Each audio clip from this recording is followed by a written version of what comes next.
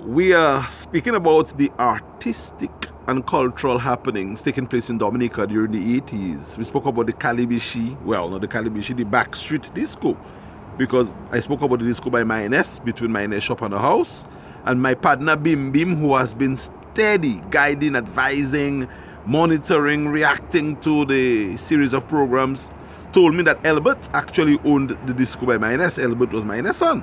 Well, is Mayonnaise's son, because Elbert is still alive and well. The last I checked, he was living in Woodford Hill with his lovely lady / wife.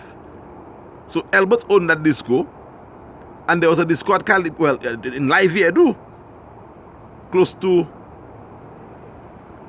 Mr. Affed and my Affed house, right next to Mahovey's house. So Bristol's disco was in the little crevice, so to speak, closer to the sea. And Bristol's disco was international. The only disco that rivaled Bristol's disco in the north was Ghost Town Harlem in Marigot. That was a major entertainment center. I used to go there on many occasions. Well, on odd occasions when I used to away to look at big shows. So that was a major entertainment center. I think Bristol was next in line. Vassallo had a disco in Wesley as well. Metric and them had a disco in Woodford Hill. Every village had its own little disco. But Bristol's, because we were on the highway, was a very attractive one. And I remember seeing Bell's Combo play at Bristol's disco. Well, I saw them play not live because they were playing a dance. And when they set up, I think it was a Saturday or Sunday, not too sure what day, but they set up all the instruments, man. And then, after the setup, they had to do a song check and a rehearsal. So they crank up the music, man, and them fellas played about a 20-25 minutes rehearsal or song check. That was like a dance. The place braced, people dancing like joke. And then they said, that was our song check, see you tonight at whatever time. But back in them days, I couldn't go to dance. But I took my foot while the band was doing their song check. I never forget that. And there were other bands that came to play at calibishie, And disco, not disco, song system. Like there was a Scientific Rolls. They came to calibishie to play. There was a Supersonic Sound or whatever from Soufriere or somewhere thereabout. They came to calibishie to play. And I'm not too sure whether I saw Wadi Koli at calibishie, but they might have come there as well. Wadi Koli was a major song system existing during the time of the 80s, I think.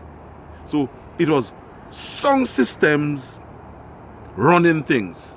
There was Kada Slipso had been around too for a little while, and I will speak about our Kada Slipso band, Solid 7, maybe in a program or two. Again, I mentioned Bim Bim earlier. Bim Bim is a brother. He has guided me in terms of authenticating my memory on Solid 7, refresh my mind about the musicians and the parts that they play and so on. So Bim Bim, enough love to you, my brother. Always respect to you for being the kind of progressive bishi man that you have always been.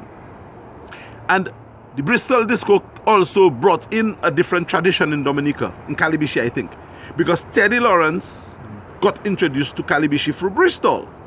I think she eventually became his wife. Teddy was, because I was told that she passed recently, and may she rest in peace, was an American, beautiful young lady.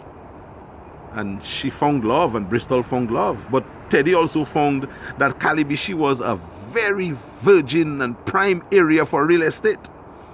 So before Teddy came into calibishie, calibishie was cool.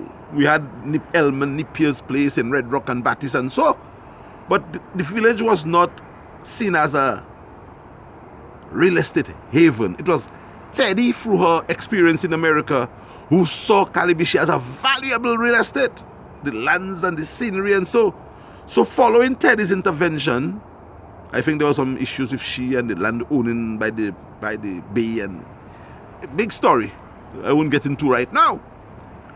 But Teddy opened up calibishie to the eyes of realtors and people who wanted property overseas.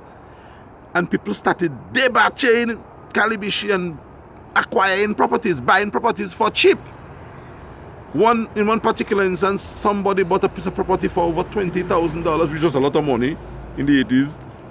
But they ended up developing the property and selling it back to somebody else for over 100,000 US.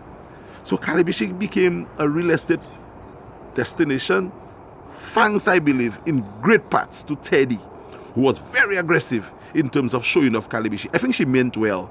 And I'll talk a little bit more about the real estate business, how it boomed, and my role in trying to help implement a land use or a land policy for Calibishie. But that will come in the next episode here on Calibishie Chronicle.